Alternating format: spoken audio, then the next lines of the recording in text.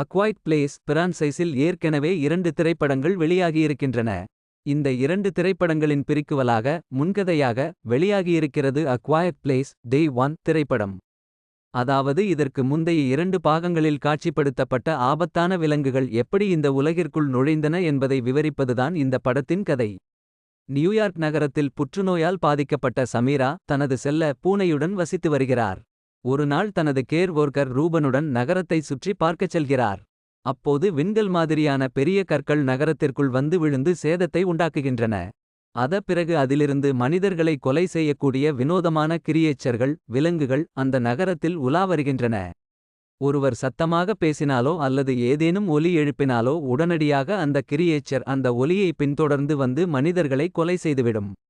இந்த கிரியேச்சர்களால் என்னென்ன கொடிய ஆபத்துகளை மக்கள் சந்திக்கிறார்கள். சமீரா இதிலிருந்து தப்பித்தாரா என்பதுதான் இந்த சர்வைவல் த்ரில்லர் திரைப்படத்தின் கதை.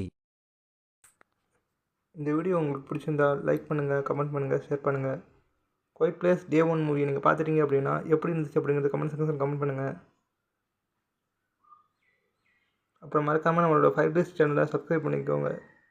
அப்போ தான் நம்ம போகிற வீடியோஸ்லாம் உடனுக்குடன் உங்களுக்கு நோட்டிஃபிகேஷன் வரும். ஓகே ஃப்ரெண்ட்ஸ், பாய்.